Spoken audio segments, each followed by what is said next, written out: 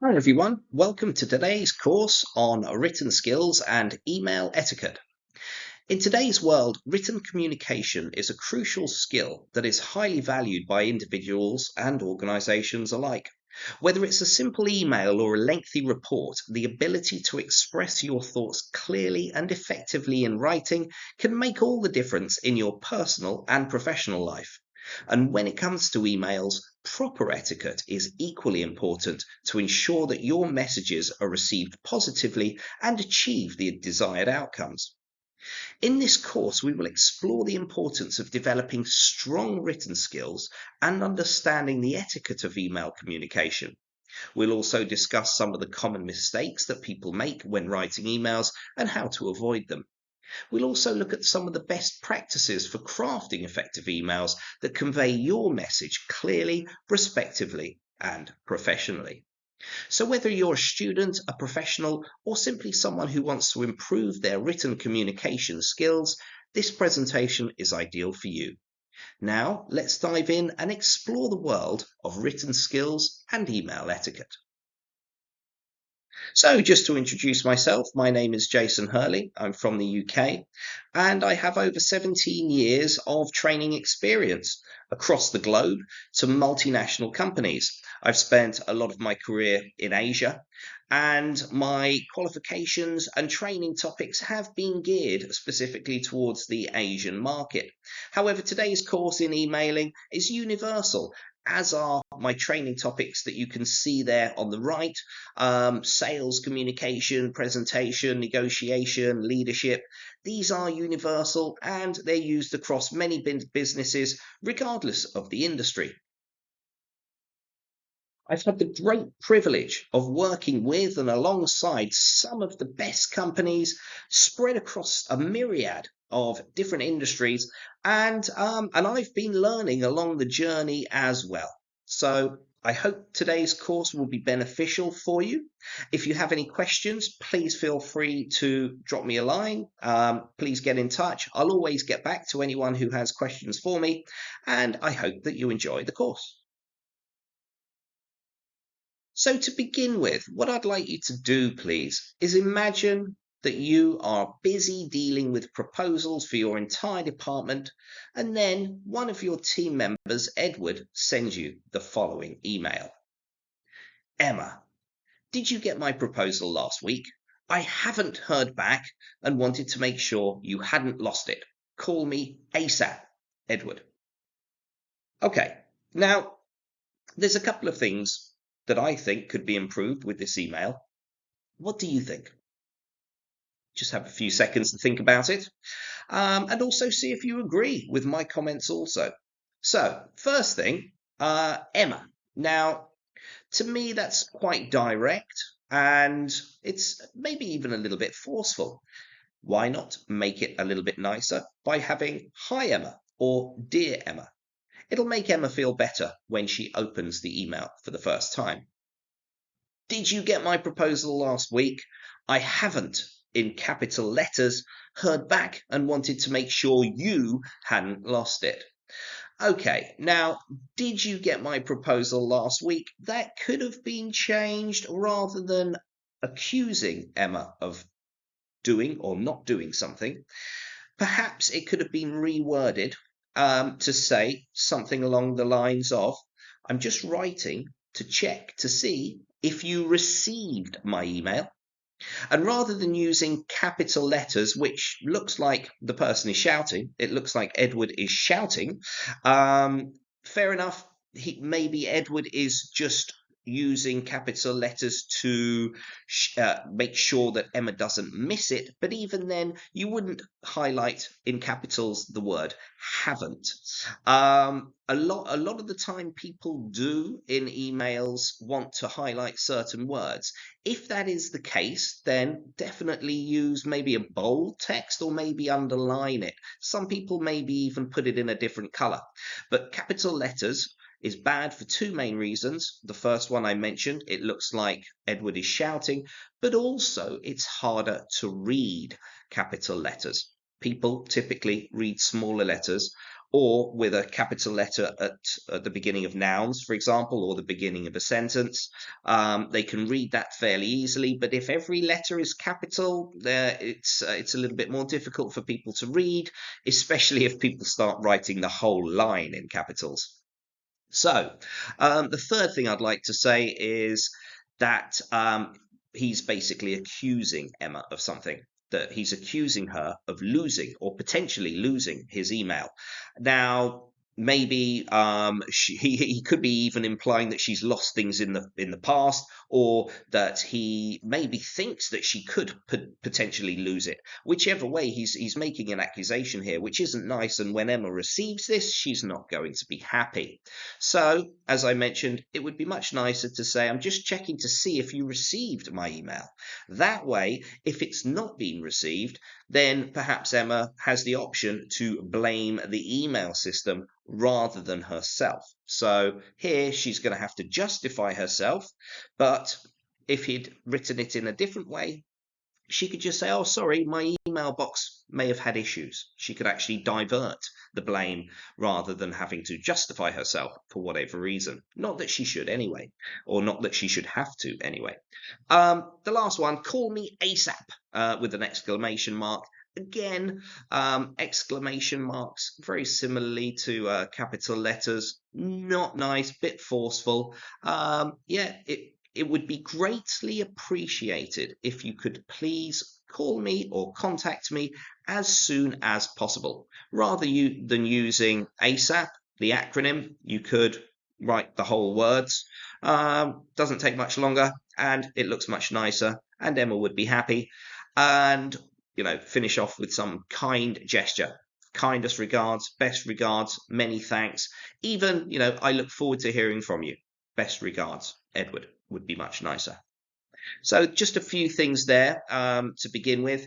And yeah, please just give it some thought how you maybe are writing, and if there's any ways that you could soften your writing to make your recipient feel happier. And the next one, imagine you have a packed day of meetings today, and then suddenly Edward again, sends an email below. How would you feel? So let's have a look at the email. Yo, did you get my email? Are you coming to the meeting later or not? If so, you need to send me those documents. Cheers, Edward. Okay, so a couple of things here. Yo, obviously, not very formal. It's okay if you're speaking to one of your best buddies, perhaps, but definitely not a professional email. It doesn't really have a place in business. Did you get my email? Here, this is more of an administration tip. Edward's busy. Oh, sorry. Well, just say it's Emma again. So she's busy. It doesn't actually say who it is. It just says yo. But yeah, someone who's busy doesn't want to think, well, which email is Edward referring to? Is it the email that was sent, yesterday, last week, a month ago? Which one is it? Specify which email. It's much better to say the day, the date, the time that the email was actually sent.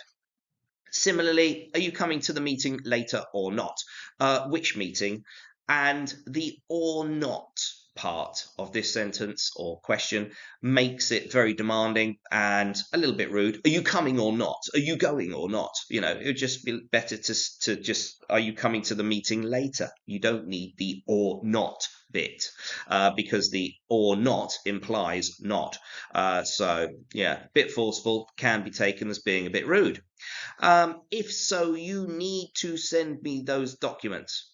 Make it a little bit nicer. Add please. If so, please send me those documents. Cheers. Get rid of cheers rather than cheers. A lot of people do write cheers. And being British, we say cheers a lot. But usually it's, again, on an informal basis, usually with friends, people cheers means thanks. But also cheers means like ganbei in China, or where you're like putting your glasses together when you're having a drink. So try and keep that out of business emails wherever possible. Many thanks is nicer. Yeah, I look forward to hearing from you, similar to the last email. So just a couple of tips there. And these are things that I do see fairly frequently. So, a lot of what I'm going to be talking about during this presentation is how people interpret your message. It's not necessarily how perfectly you write something grammatically, but it's also the tone the tone of your writing. So, as best you can, much like when you're giving a presentation, you think about your audience. It's similar here with emailing and writing. Try and decipher how the person might interpret the tone of your message as well as the words itself. And also, well, if I give an example, for example, if somebody tries to tell a joke to somebody who doesn't understand a joke by email, it can come across as sometimes offensive, sometimes rude, but also it can create confusion. That's an extreme example, but the certain words that you use and the sort of manner of your writing can confuse your tone as it is interpreted by the person who's decoding or the receiver of your message. So really try and put yourself in their shoes and make things as clear and concise as possible. And that's what we're going to be talking about today. How you can do that, ways you can do that, things to look out for to make your writing as easy for people to understand and act on as possible. That way you'll get faster responses and also build better rapport with the people that you're writing to. Now, this is something that I like to discuss whenever I'm talking about communication, and it's called the rhetorical triangle. Whenever you're persuading anybody, and a lot of communication involves huge elements of persuasion, whenever you're looking to do that, always try and remember this triangle, and it'll set you on the right path 9 times out of 10. I'm just going to read the first few sentences for anyone who's looking on a smaller screen. So, rhetoric is the ancient art of using language to persuade. If you use it well, your audience will easily understand what you're saying and will more likely be influenced by it.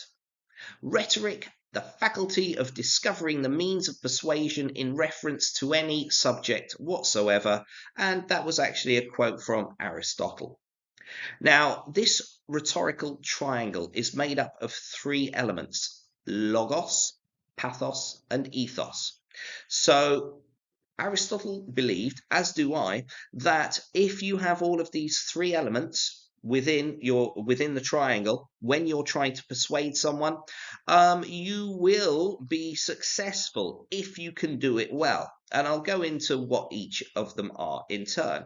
None of this is rocket science, but it is something that you should try and remember if possible, and always try and implement it whenever you're communicating in whatever form.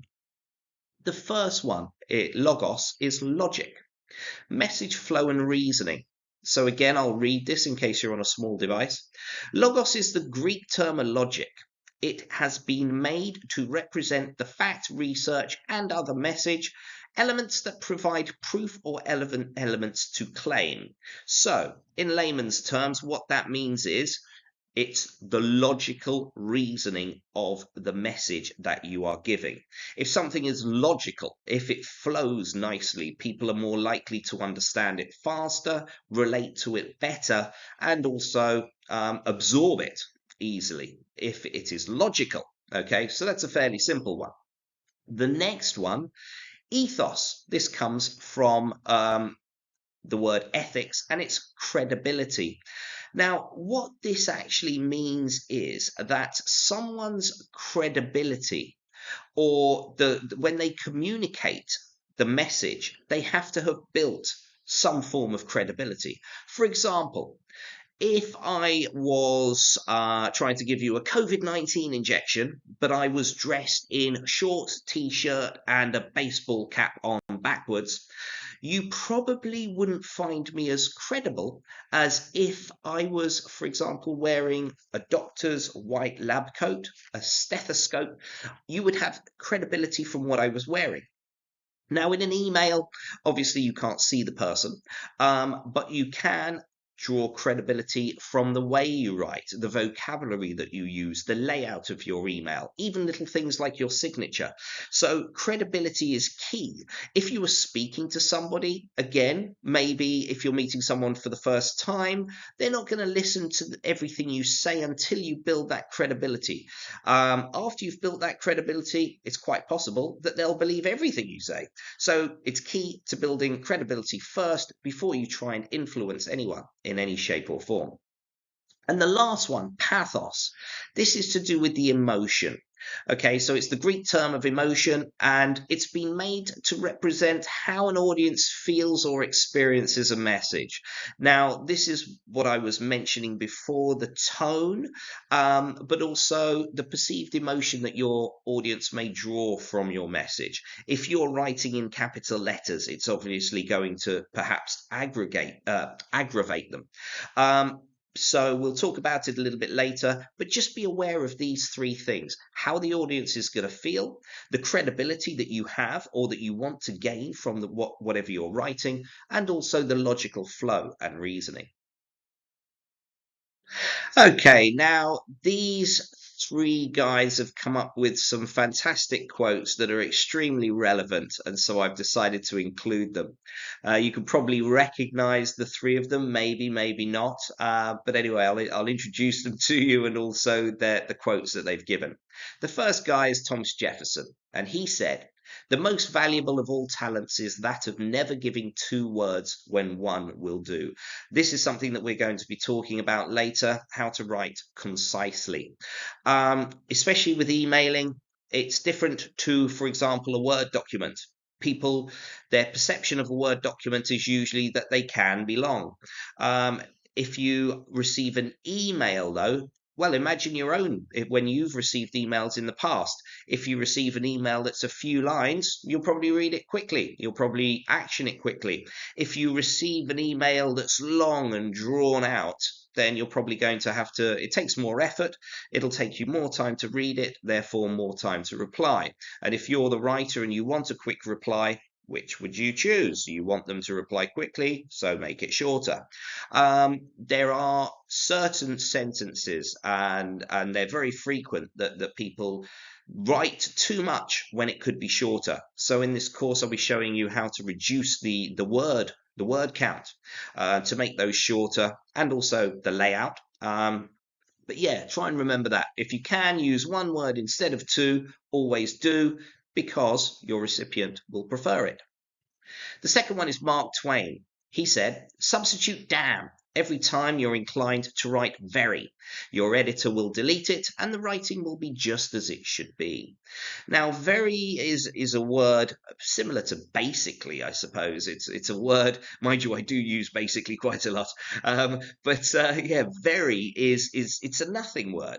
For example, last night I went out for a very nice meal. The service was very good. The restaurant was very clean. It was very moderately priced, and we had a very good time. Now, that doesn't add any value. The word very doesn't add any value to any of that whatsoever. Replacing very would make that so much better. For example, last night I went out for a fantastic meal. The food was delicious. The location was splendid. You know, we had an amazing time. If I use better adjectives instead of very, it's more, well, the person receiving it will find it more interesting. It'll paint a picture for them rather than just using very all the way through. Okay, so make it more animated, but also using different words instead of the word very will be more precise to the exact sort of description that you want to give. Okay, and finally here we have Leela Cocker. You can have brilliant ideas, but if you can't get them across, your ideas won't get you anywhere.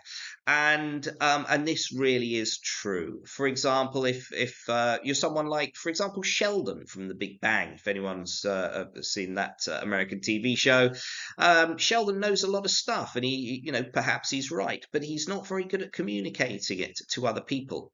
Therefore, it's probably to his own detriment.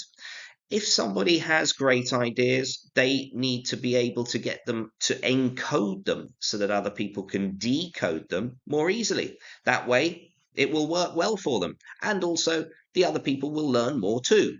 So, yeah, try and think of ways that you can increase your ability to empathize with other people to get your message across in a way that they would like so that they can absorb the information better. The next few slides are going to focus on the essentials of business writing. These are the key things, the 101s that everybody should have and should be thinking about when they're writing emails. So let's have a look at the first model. The 5 C's of business content writing. Okay, so first one, clarity. Second one, conciseness. Third is courtesy, completeness, and correctness. So you probably know what all of those words mean, but I'm going to give you some examples and things to look out for to make sure that you are covering all of these 5 C's within your writing. So to begin with, the first one is clarity. Be specific with facts and details. Okay, avoid vague expressions and use familiar words. For example, a bad example would be let's have lunch sometime. Now, why is this bad? Okay, think about it. Well, probably happened to you in the past. Maybe someone has said to you, hey, John, let's have lunch sometime. When does that happen? When does that actually follow through? When will you actually go out for lunch with that person? It's just sometime. It's not very precise. If the suggestion, if the statement or question, would you like to have lunch sometime? It's not very precise. Therefore, you're not going to get a precise response. Especially an email that can be detrimental to you, especially if you want a fast response. It would be better to say, for example, a good example of let's have lunch tomorrow at 12:30 in Blue Frog next to your office. Now, maybe the person can't make it. Maybe they can. Maybe they just say, yeah, that's a great idea. Or maybe they say, well, I don't really like Blue Frog. Or maybe I went to Blue Frog yesterday. I don't want to go there again. Or maybe 12:30 is not the ideal time. But because you've been more specific, you will get a more specific response from them. So when you're requesting any information, especially from people, be more specific. Don't say something like, please send it to me as soon as possible, because what is as soon as possible? It's subjective. If you say, please send this to me before Thursday morning at 9 a.m. Okay, now I've given an example of Thursday at 9 a.m. Maybe the time and the day could be improved for maximum effectiveness. I'll talk about that a little bit later in the course. But here, I just want to mention to be more specific. Definitely give a time. So, for example, if you need it by Friday, at the latest, I would probably say Thursday. Never leave it to the deadline, but always give a time. And the final reason I'd like to give here, or another reason, is that if you just say, please send it to me on Thursday, but you don't give a time, that whole day you might be waiting to get the response until what? Until 9 p.m., 10 p.m., midnight. You won't know when to reply and say, hey, where's that thing I requested? So yeah, give a time. If you give a time in the morning, say maybe 10 a.m., you say, yeah, Thursday 10 a.m. Please have this back to me by then.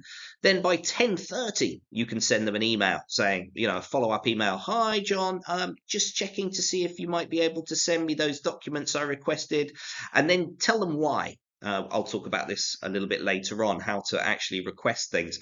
But yeah, give a time as well as a day, and if wherever possible, give the reason why you need it. Because if you give the reason why you need it, it'll make it sort of stick in their mind a little bit more that it's got to be done. And if it doesn't get done, it's maybe going to put you out in some way. So hopefully it'll give them a bit more of a push to get it done for you. Conciseness. Avoid unnecessary explanations, avoid wordiness, repetition, long words. Use simple expressions instead of jargon and use bullet points. I love bullet points. Now, if you want something in order, then use numbers. If you want to give a list, use bullet points. It makes it easier to see, just like I am using bullet points here on this slide rather than full sentences. Avoid wordiness, repetition, long words. As I mentioned, we're going to be talking about how to make your writing more concise and precise later on. Bad example, I'm not even going to bother reading it, but too many words there. It's a lot of effort for people to read chunks of text like that. So try not to do it. Make it simple. Write it down here. And just to let you know, those green lines mean exactly the same as those 5 lines above it. So yeah, try and write concisely wherever possible because it's nice for the reader. Okay, now the next one is courtesy. Obviously, being courteous is essential for communication. It's good to be courteous all of the time, whenever possible. Use you language rather than we or I. Be as polite as possible. Avoid abbreviations like he's, we're, he'd. I'll talk about the last one first. Now, again, thinking about your reader, he's or we're or he'd, you're making them do unnecessarily thinking, and for example, he is, he was, he has, we are, we were, he did, he had. It's hard to know exactly what you are meaning with that short abbreviation unless you see the whole sentence. So my advice to you is just don't be lazy and just put in the full word. He is. All you need to do is put in the I, or yeah, we are, we were. Just put in the full word because A, it looks lazy. B, it makes the person, well, it could be ambiguous as to your meaning. And also using these abbreviations, it's quite easy to make grammatical mistakes. So 3 reasons there not to do it. Be as polite as possible. And the you language. So for example, I got the email about your problem. Okay, now that could be a problem with their contract, a problem with their pipes, it could be anything. But the fact you've said your problem, it sounds like it could be, they could interpret it like they have a personal problem with their own person, self. So yeah, try and avoid using you or your followed by something negative. If it's something good, that's okay. I received your email. Many thanks. That's okay. That's really good. Or yeah, your contract has gone through. It's been approved. So yeah, that's fine, but don't follow it by something negative. Now, here again, yeah, this is just to emphasize good is okay. Thank you so much for your email regarding the issue of. Okay, now I've replaced problem with the word issue. Issue is much nicer than problem. Problem, it sounds very negative. Issue sounds like a challenge, something that can be resolved. So try and replace problem with issue wherever you can. To be honest, try and remove problem from your vocabulary when it comes to doing any professional writing. And, either challenge or issue, replace it with something else wherever possible. Another bad example, the report must be completed by Friday noon, could be changed to, if you could please ensure that the report is completed by Friday noon so that. Okay, so again, I've added the word please, makes it nicer. And also here, like I mentioned, if you give the reason why, they're more likely to empathize with you, and it's more likely to go higher on their to-do list of things to get back to you on. Completeness. Okay, so include dates, times, names, and numbers. Double check all details carefully, proofread and spell check. Yeah, just make sure everything is correct. Now, if, for example, you say something like, send me the information on the Shanghai project, a bit like I mentioned before on the beginning slides, it's not very precise. They'll be thinking, or they could be thinking, what information exactly do you need? And then they're going to have to go and check back through the emails to see what's required. Why don't people just say, please send me the financial report and also the planning schedule for the Shanghai project? Be more precise, and you're more likely to get a faster response. And correctness. So correctness, yeah, use the correct grammar, spelling, punctuation, adapt your language to your reader, illustrate to display data, and use citations to confirm sources. So yeah, make sure everything is correct. Run it through the spell check if you need to. And no matter how long your writing has taken you, maybe some emails can take an hour. I know I've done very long emails. They've taken me a long time in the past. It's better, as I mentioned, to write a short email and include the long text in a Word document.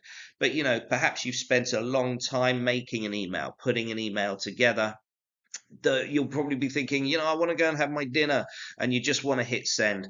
Take a few more minutes to just read that email again, because the worst feeling in the world, or one of the worst feelings, is when you hit send and you're like, no, just as the email is getting sent and you've spotted a spelling mistake or you've got someone's name wrong or something in there. So just make sure everything is double checked. Okay, now how to write more concisely. How can we do this? How can we actually find ways to shorten your writing? Well, this is what we're going to be looking at, and there's many different ways that you can actually achieve it. The first one. Okay, so just this is a bit of sort of trivia, a bit of general knowledge actually from research that's been done. How many, I'll ask you a question and you can try and guess. How many or what percentage of the population do you think would understand a sentence of 7 to 10 words in the first reading? Okay, so for example, if imagine if someone shows you a sentence and you read it the first time and it's 7 to 10 words long, how many people or what percentage of people do you think would understand that complete sentence the first read? It's actually approximately 95%. Okay, so 95% of people reading a sentence for the first time that is between 7 to 10 words long will understand that complete sentence the first time. However, if you increase the words in that sentence, and this is including commas and everything between the beginning and the full stop, if it's 15 to 20 words long, that percentage dramatically reduces to 75%. Okay, so that means that 25% of people have to go back and reread the whole sentence again just to understand the meaning. Now, if you increase the wordage to 27 plus, it's only 4% of people who actually can understand that the first time. And you might be thinking, oh, I never write sentences with 27 plus words. I guarantee you do. If you go back and look at some of your sentences, you'll see some of them with maybe 2 or 3 commas or hyphens or whatever in the middle. And if you count the words, maybe not a lot, maybe just a few, but there will be some that are over 27 words long. It sounds more than it actually is. So please go and check it. Go and check some stuff that you've written and see for yourself. And try and remember this. 95% of people will understand it if it's under 10. Sometimes that's difficult to do, but definitely make sure that you are not writing more than 20 words in a sentence. 15 maximum. If you can keep it there, that's great if possible, wherever possible. Also, try and keep them under 20. Try to keep them under 12 or 15 if possible. But definitely use simple words instead of long ones, and eliminate words that repeat ideas or don't add value to a sentence. We'll talk about that more in the coming slides, but there are words like very, like basically, that people put in that have no value. With writing, try and remove them wherever you can for your readers' benefit.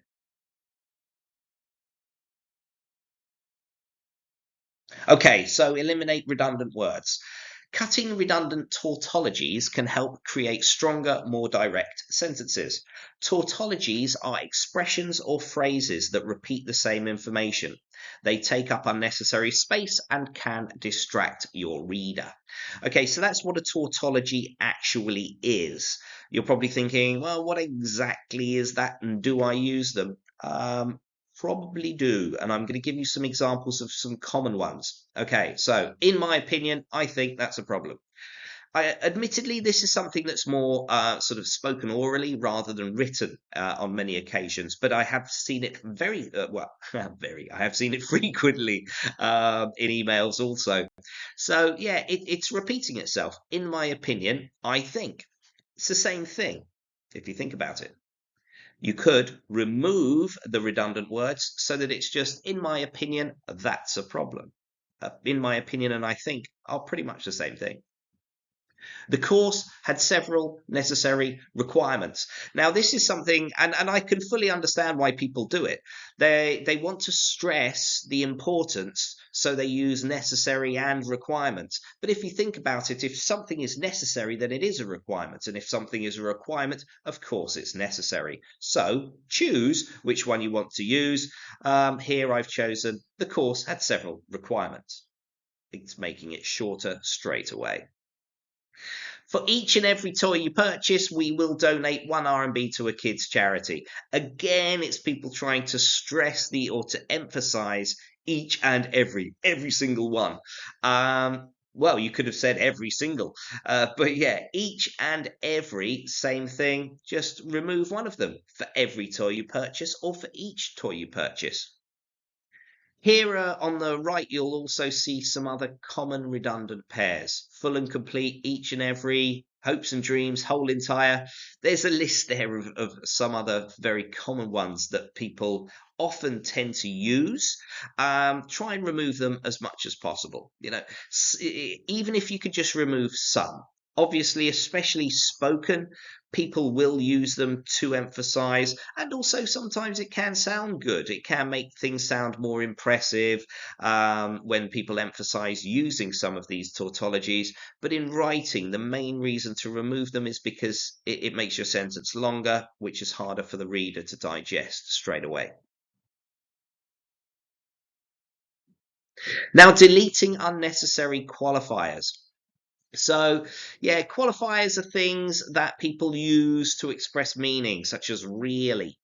You can often eliminate one or two words per sentence by deleting these unnecessary qualifiers. Okay, so for example, I'll read this to you and try and think which ones you would actually remove.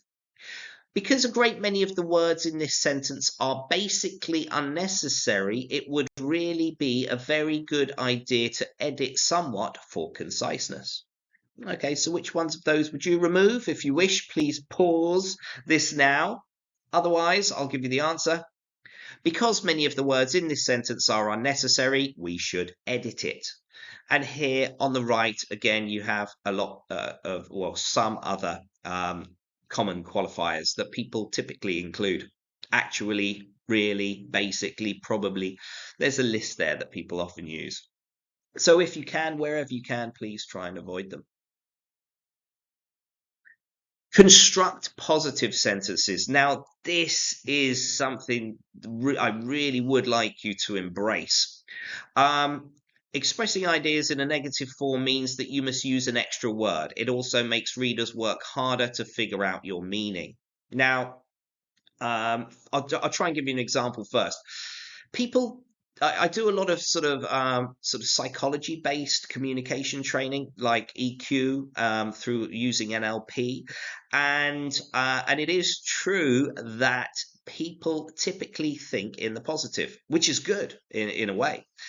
For example, if I say to you, I want you to not think about what I'm asking you to do. Okay, so don't think about a big blue elephant wearing underpants and a bra and a funny hat. Okay, don't think about that big blue elephant in his crazy dress standing on a table doing a dance. Don't think about that.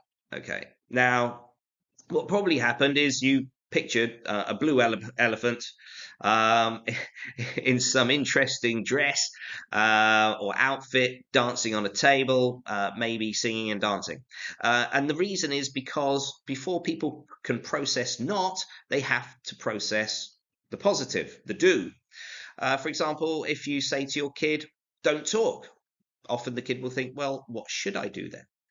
If, for example, you said to them, speak more quietly, then it's easier for the kid to understand. Here's another example. If you do not have more than 5 years of experience, do not call for an interview if you have not already spoken to human resources. Now, I've thrown three in there, three negatives. Now, you have double negatives. With a triple negative, it's even harder to comprehend. Put it in the positive. So rather than have it negative, turn it into the positive and it becomes much more simple. For example, applicants with more than 5 years experience can bypass human resources and call for an interview.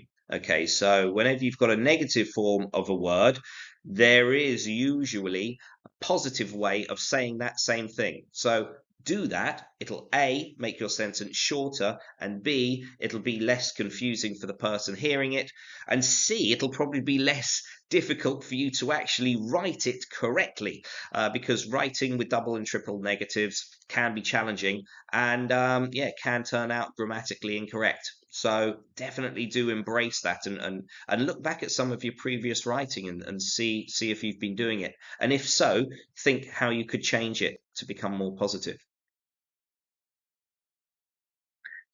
Identify and reduce prepositional phrases. Okay, so overuse of prepositional phrases that begin with words like in, for, from, at, on, though, and over can make sentences clunky and unclear. To locate this problem, circle the prepositions in your draft and see whether you can eliminate any prepositional phrases without losing your meaning.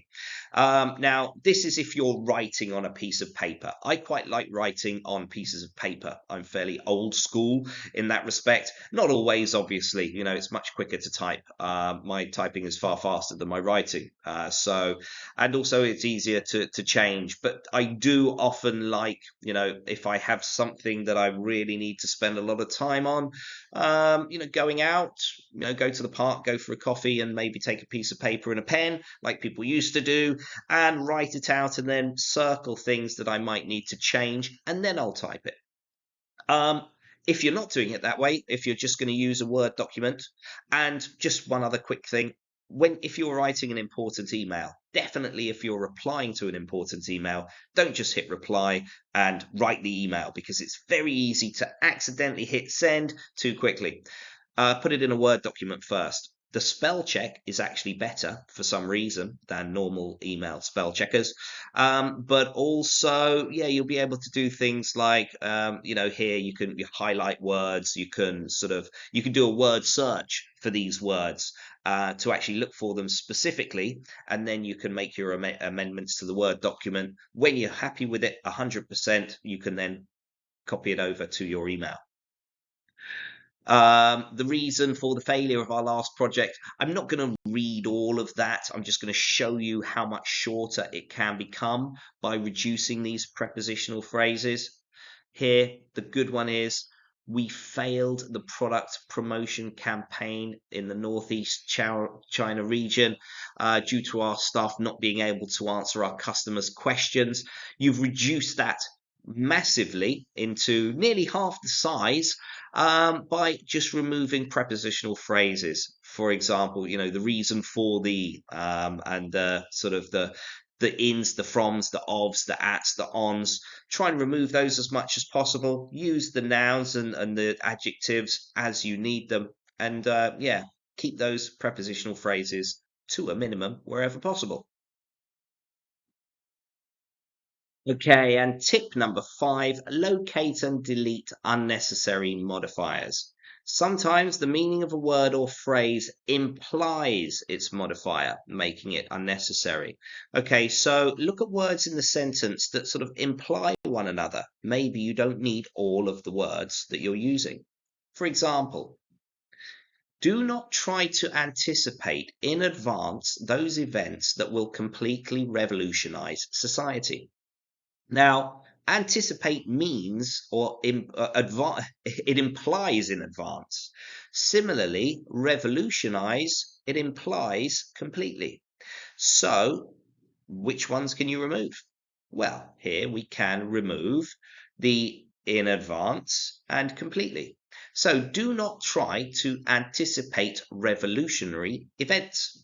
So yeah, if words are implied by other words, then remove them as they're not necessary. Sometimes they might be, but generally, or many times, they can be removed. So, yeah, please do keep these 5 tips in mind, and just have a look at anything else that you've written, but also obviously in future writing, maybe have these as a little guideline to see and to make sure that you're not using any of these, and shorten things as much as possible. And also, yeah, you'll hopefully see results fairly immediately, especially in email writing. Okay, so that's the end of these 5 tips. I'll see you in the next slide.